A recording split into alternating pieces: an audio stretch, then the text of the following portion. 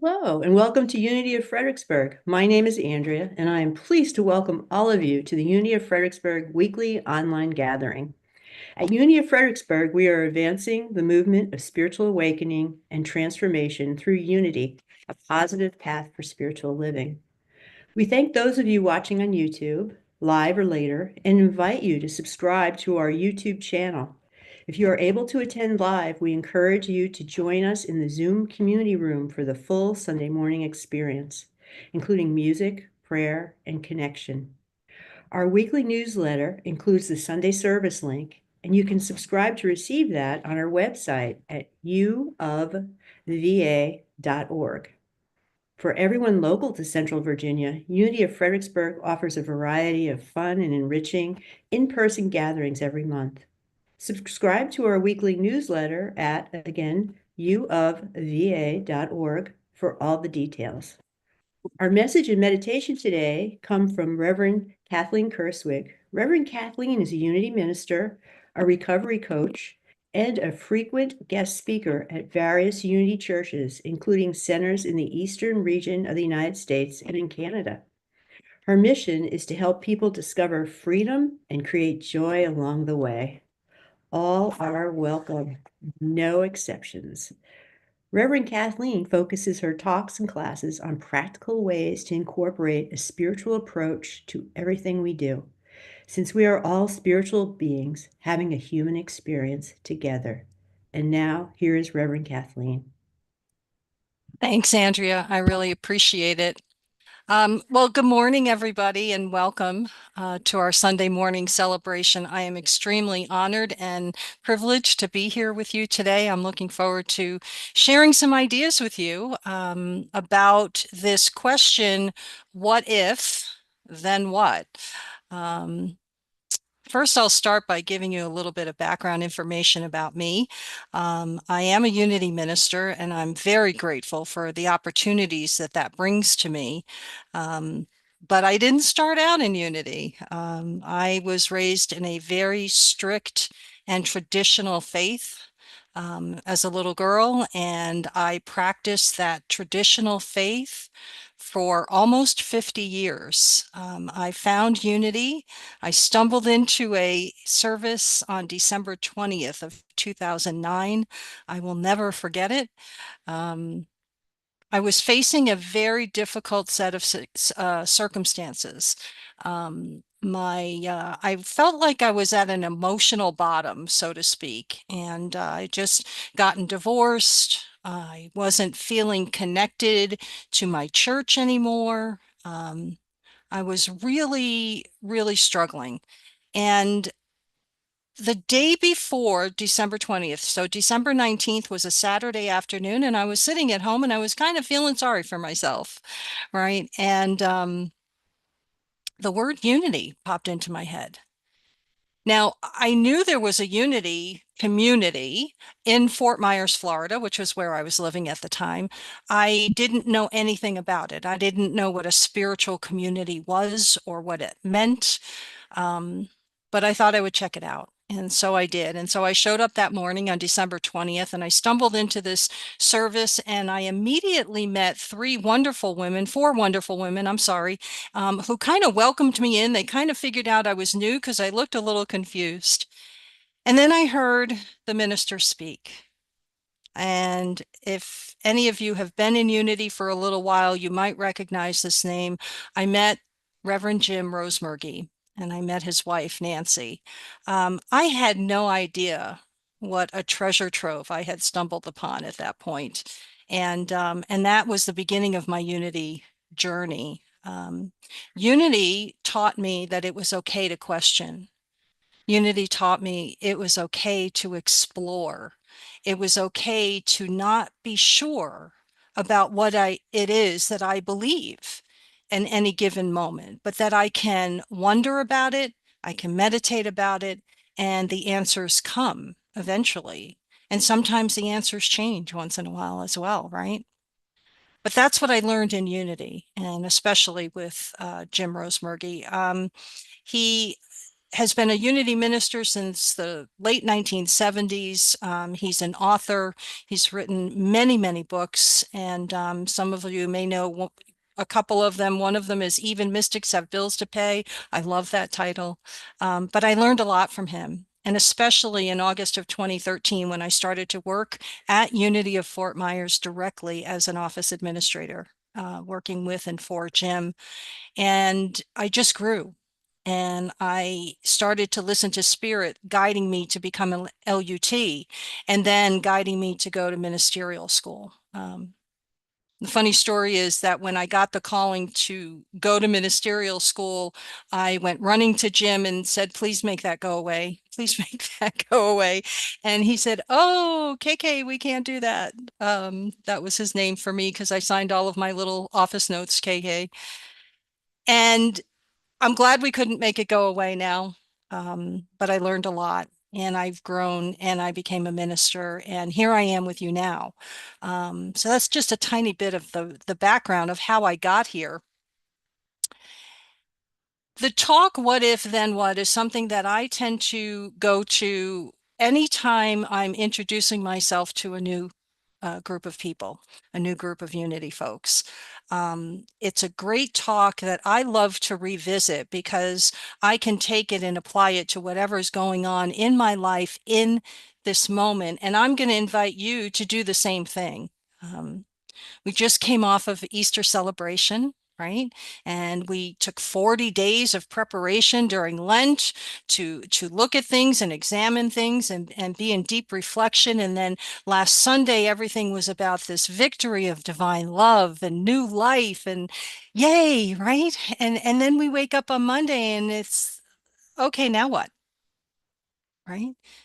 Where am I going to go from here? So what I'm going to invite you to do is to think about this question of what if, then what, right? What if, and then fill in the blank. Okay. So this is about examining our beliefs. It is about exploring and questioning. It's about remembering that we are one with everything and everyone, right? That we are one with the one power and one presence in the universe, that there is a oneness. So with everything that's been going on in the world, with everything that's been going on in our country, right? Is it getting a little difficult to remember that we are one with everybody? Is it getting a little challenging to go on social media and see some of the negativity on there? Is it getting a little difficult to see the news headlines and go, oh no, not this now, right? How do we counteract that? How do we take care of ourselves? And how do we help others along the way? This theme of what if, then what came to me a while back. It was actually a theme I used for my very first talk at Unity of Fort Myers back in 2016. And it was based on a song that I heard by Daniel Nahmod, and you're going to hear it a little bit later if you stick around on Zoom. The song is called What If the Race Is Over by Daniel Nahmod. And I'm just going to reference one line of the chorus. It says, what if the race is over and we all automatically win? What?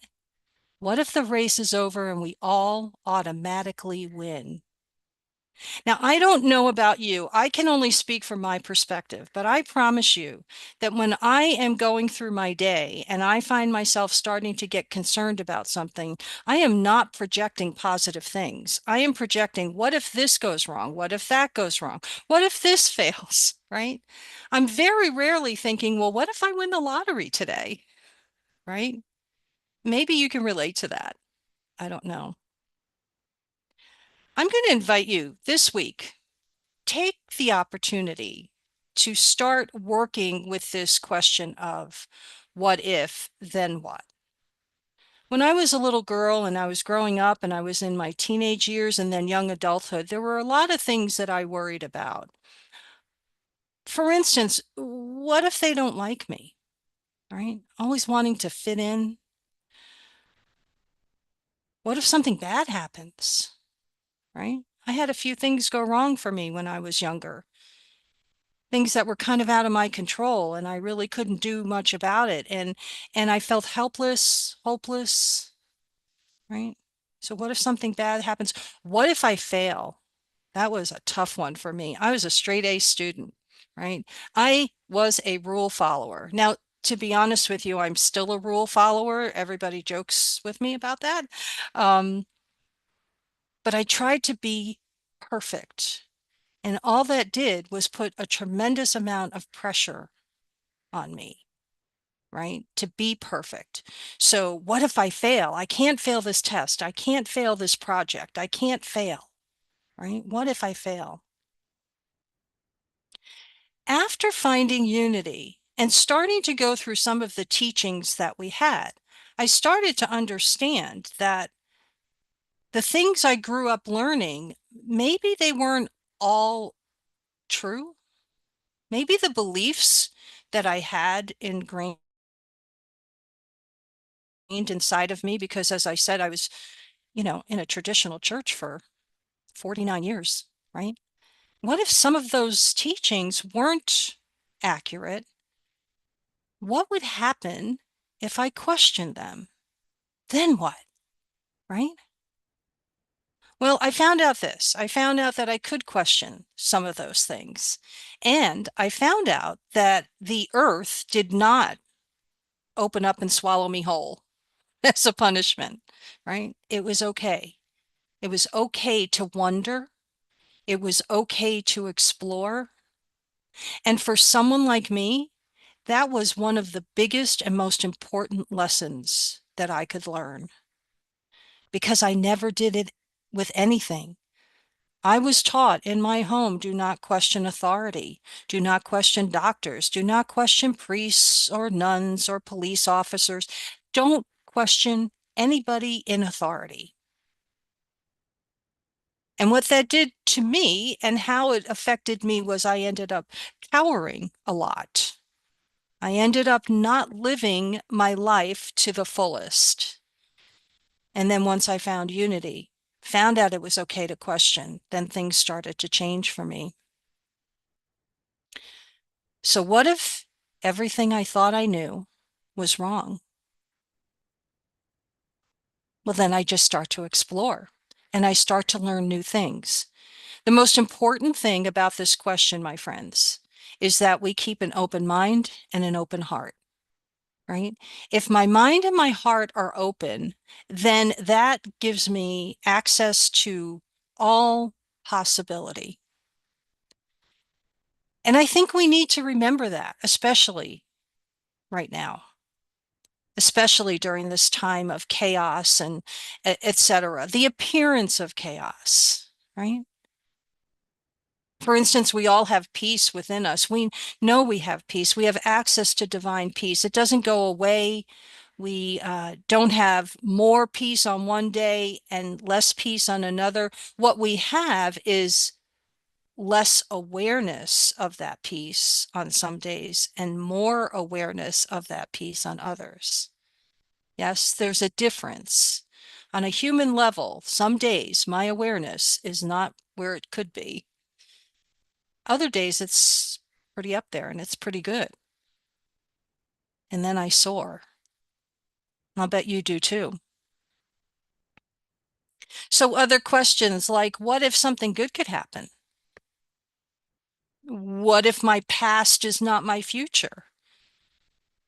Again, using myself as an example, the person I used to be is not the person that you see here in front of you today. And a lot of the reason for that is because I found out that who I was in the past does not mean I have to just hold on to that and pay a price for it for the rest of my life. I can change. I can share my ideas with you, right? The biggest question I had back in 2016, the what if question was, what if I change my mind? As I was going through my licensed Unity teacher classes, I was very clear about one thing. There was no way, absolutely no way, that I was going to go to ministerial school. I know, it's pretty funny because I'm standing here in front of you with a reverend in front of my name. However, I was set. I am not going to ministerial school. And I'm going to reference Jim again because he really helped me. Jim Rosemergy and I met when I had that calling and I really wanted to talk it out with him. And here was his suggestion. This is not something you take into meditation for 2 or 3 days and figure out what you want to do. This is one of those big moments. Remember the story in the Bible where Jesus goes out to the desert for 40 days and 40 nights, and then he comes back and starts his teachings? That's what Jim suggested to me. Go into meditation on it for 40 days and 40 nights. Let the fears come up. Let the excitement come up. You don't have to make any decisions for 40 days. It was great. I had some fears. I thought I was too old. I thought I didn't have enough money. I didn't want to write research papers, and it was a master's degree through Unity Worldwide Spiritual Institute. And it was wonderful because as I meditated, I would come out and some days I would feel like, of course I can do this. But I don't have to make the decision today. And other days I would come out of the meditation and go, there's no way I can pay for this. Or there is no way I want to do this. I don't have to make the decision today. What if I change my mind? When I keep an open mind and an open heart, when I remember that I am one with all things, all living things, everything, when I remember that I am divine in nature, when I remember that I am the light, the love, the power, and the presence of God in expression, when I remember those things, the world is open to me. I can be there for others who are struggling. I can help make suggestions if they ask for it, not if they don't, right? There's a verse in the Bible in James. It's chapter 1, verse 19. And in it, it says, be quick to listen, slow to speak, slow to anger. Unity helped me to learn how to do that. Unity teachings helped me to learn how to ask questions. What if, then what? Well, if I change my mind, that meant I'm going to ministerial school? Is that really that's what happened for me? It may not happen that way for you. Depends on what your question is. It depends on what your possibilities are. And it depends on how willing you are to move forward. It depends on how willing you are to consider the possibilities and to be open to it all.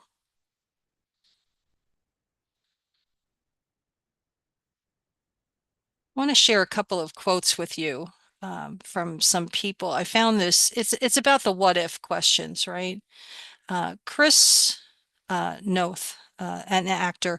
But what if you're living your life by the shoulds and you're not really living your life? I related to that quote because that was me. I was doing all the things I thought I should be doing, but I really wasn't living my life in full. I was only doing what I thought everybody else wanted me to do, and it didn't serve me. And as soon as I got rid of the shoulds and started to listen to spirit, started listening to Unity teaching, started putting them into practice, that's when things changed.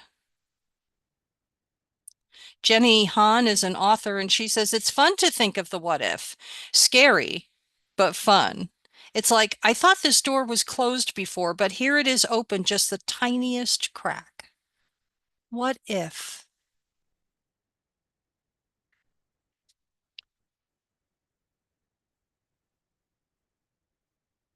Nicole Nordman said, she's a singer-songwriter. She wrote, but what if you're wrong? What if there's more? What if there's hope you never dreamed of hoping for?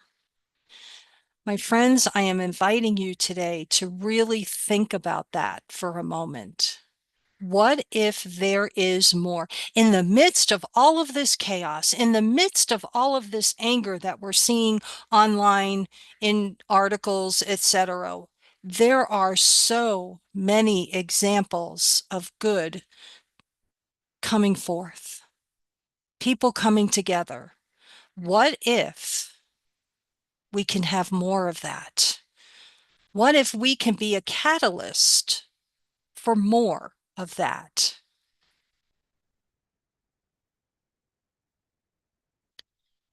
Jesus said, for truly I tell you, if you have the faith the size of a mustard seed, which is very, very tiny, you will say to this mountain, move from here to there, and it will move, and nothing will be impossible for you. My question to you today is this. What if you really can move mountains? What would your life look like? I'm going to invite you all to take that into your week this coming week. I want you to think about it. I want you to consider all of the possibilities and see where Spirit guides you. It's not going to hurt. And it might be the most exciting thing you've done lately, right? We all need help. We're doing this together, my friends. I promise you that we are in this together. And although this is my first time with you, I feel like I know and I love you all dearly. I'm grateful for this opportunity to share some of these ideas with you. What if, then what? What if good is really unfolding in this moment?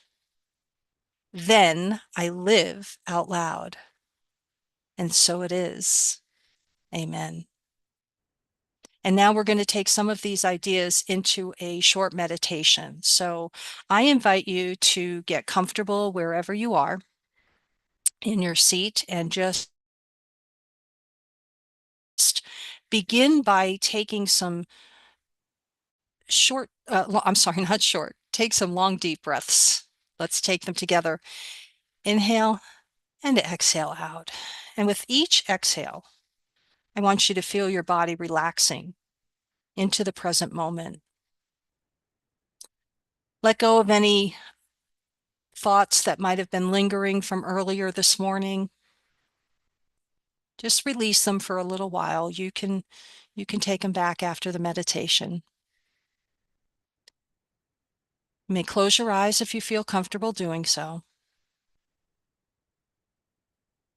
Keep with the deep breathing. May the words that I speak now be the words of your own heart.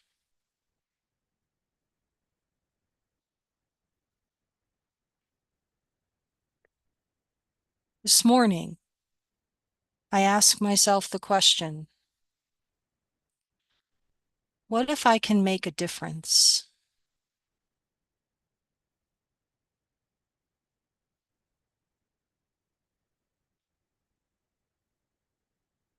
What do I choose to believe when I think about making a difference?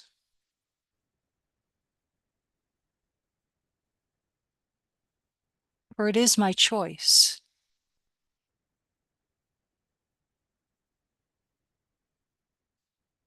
I can choose what I believe in, how I move forward, what actions I might take.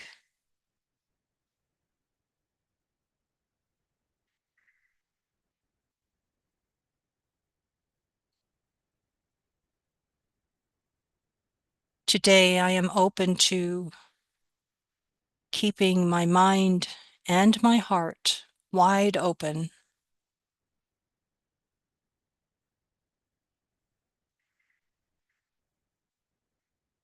I am quick to listen, slow to speak, and slow to anger.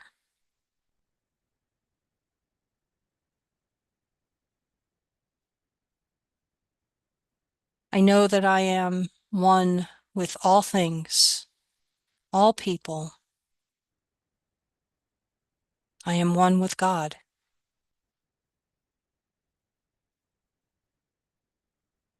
I am one with creation.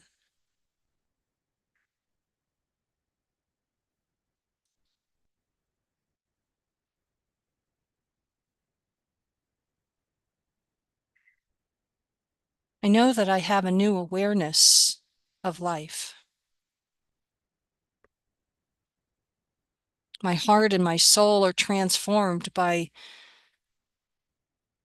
living by these spiritual principles.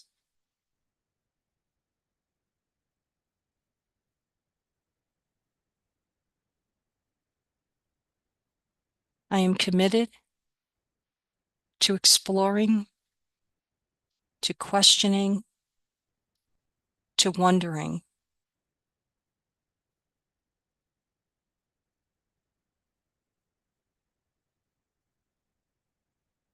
And as I think about all of these possibilities, the gratitude just rises up inside of me, and I am overflowing. I am overflowing with gratitude. And I show that gratitude with every word that I speak and every action that I take.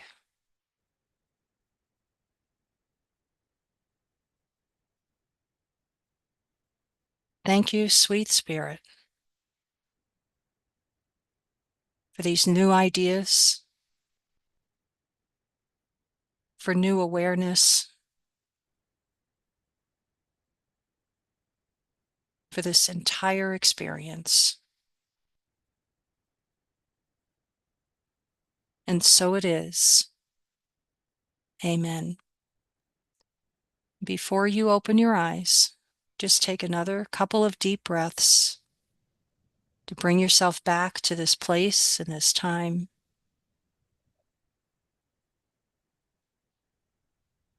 When you're ready, you may open your eyes. Welcome back, friends. You are loved.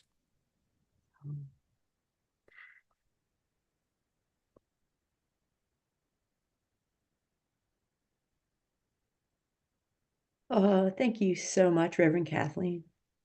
And thanks for watching the weekly broadcast from Unity of Fredericksburg.